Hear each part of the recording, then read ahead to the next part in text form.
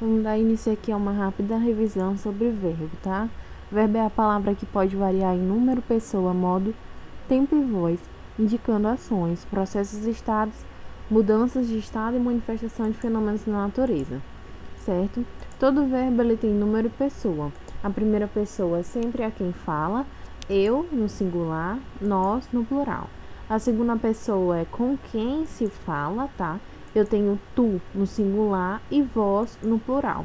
E a terceira pessoa é de quem se fala. Eu tenho ele ou ela no singular e eles ou elas no plural, certo?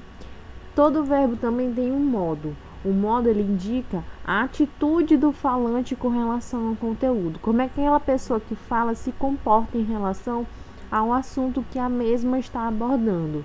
Ele, no modo indicativo, indica a ação de modo certo.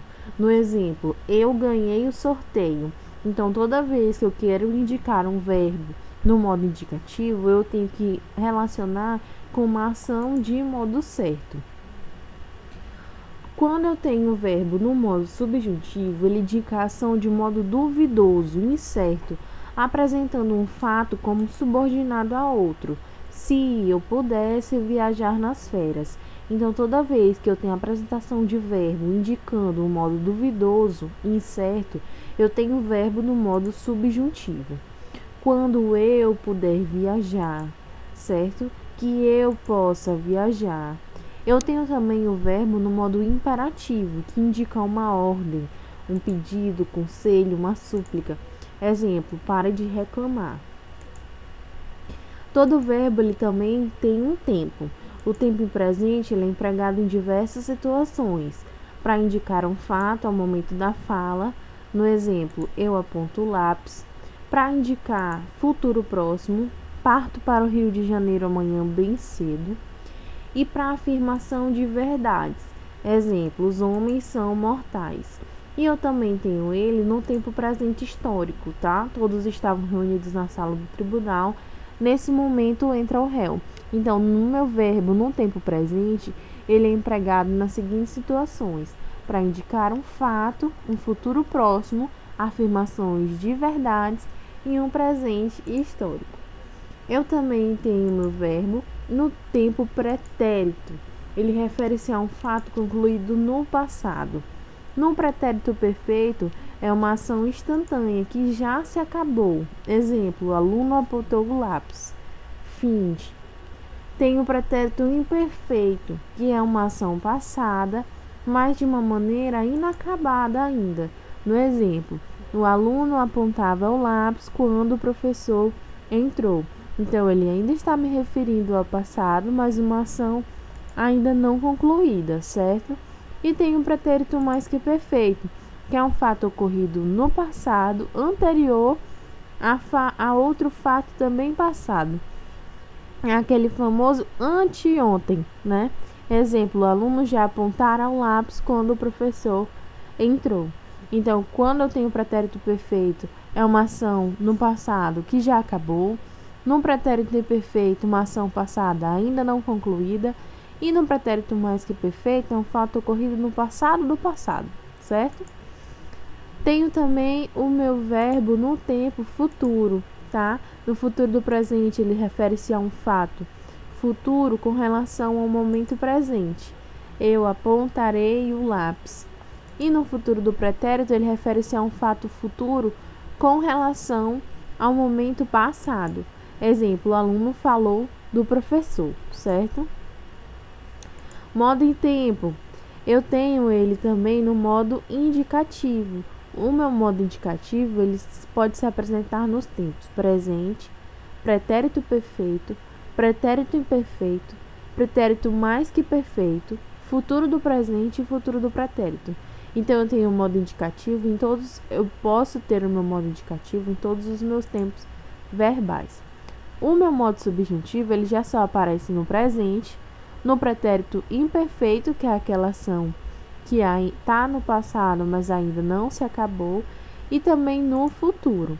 E o meu modo imperativo ele só aparece como presente afirmativo ou presente negativo, correto? Formas nominais do verbo. Eu tenho ele no infinitivo, que é quando ele tem valor equivalente a um substantivo. Preservar a natureza é fundamental. Vender, pedir, comer. Tenho ele no gerúndio, que é quando ele tem valor adverbial ou também adjetivo. O menino ele quebrou a perna jogando bola, falando, pensando, vendendo. O gerúndio é aquele famoso verbo com sufixo ando, endo, indo, certo? E tenho também ele no particípio, com o famoso sufixo ado, edo, ido. Tem valor equivalente a de um adjetivo. Os trabalhos feitos a lápis não serão aceitos. Falado, pensado, vendido. Então, quando eu tenho ele definitivo, eu posso ter um valor equivalente ao de substantivo. No gerúndio, há um advérbio ou adjetivo. E no particípio, o adjetivo. Os macetes do gerúndio são o sufixo ando, endo, indo também, tá? O macete do particípio são os sufixos ado, edo e ido. Tenho também os verbos auxiliares, que são aqueles utilizados com outros verbos para a formação do tempo composto. Tenho estudado, havíamos feito, e das locuções verbais. Poderão ganhar, precisamos vencer. É auxiliar o verbo que está sempre conjugado. A formação do tempo composto ou das locuções verbais ocorrem sempre em uma das formas nominais, né? No infinitivo, gerúndio e particípio. E os verbos auxiliares mais comuns são ter, haver, ser e estar, certo? Como é que se classificam os verbos? De acordo com a maneira como se comportam em relação ao paradigma da conjugação a qual pertence. Como assim, professor? Eles podem ser regulares, que são aqueles que obedecem rigorosamente ao paradigma de sua conjugação. Amar, beber e partir. E também posso ter os irregulares, que são aqueles que apresentam formas que não obedecem ao paradigma de sua conjugação, que tem um radical irregular, certo? Tenho também os verbos anômalos, que apresentam profundas irregularidades em seu radical, que é o caso dos verbos ser, ir e por, né? Tem os defectivos, que são os que não se conjugam em todas as formas previstas pelo paradigma, que é no caso dos verbos abolir, precaver e chover. Tenho também verbos abundantes, que são os que apresentam mais de uma forma para determinar flexão, né? Aceitar, eleger e extinguir. Os verbos abundantes, né? Tenho aí uma tabela que exemplifica verbos no infinitivo, particípio e no particípio irregular, tá? Que ele também pode aparecer de forma irregular no particípio. O emprego do verbo abundante, ele normalmente usa-se o particípio regular com os verbos auxiliares ter e haver. No exemplo, ainda não havia expressado minha gratidão, que é o verbo haver mais o particípio regular do verbo expressar. A forma curta e regular, ela é usada com os verbos ser e estar. Minha gratidão não será expressa por palavras, que é o verbo ser mais o particípio irregular. Tenho também tempos compostos, que confere determinada significação ao enunciado e indica geralmente um aspecto verbal diferente daquele expresso pelo mesmo tempo, em sua forma simples. No caso, estudei muito é conclusivo e tenho estudado muito, é durativo, né? Uma ação prolongada. Tenho as vozes verbais. A chamada voz verbal, ela indica a relação que se estabelece entre o verbo e o seu sujeito sintático. Eu posso ter ele na voz ativa, voz passiva, voz reflexiva.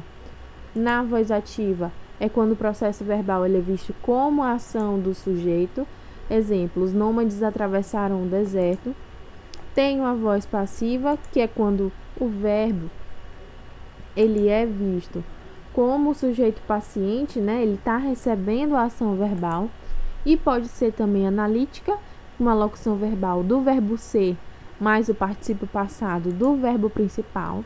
No exemplo aí, a maçã foi devorada pela criança faminta. E ela também pode ser sintética, quando ela é formada pelo acréscimo do pronome pessoal ser, que é uma partícula apassivadora, né? Procuram ser os operários especializados, sempre seguidas de hífen. E tenho ele também na voz reflexiva, quando o sujeito é ao mesmo tempo agente e paciente, ele faz e recebe a ação. Exemplo, o menino cortou-se, certo? O governo demitiu-se de suas funções.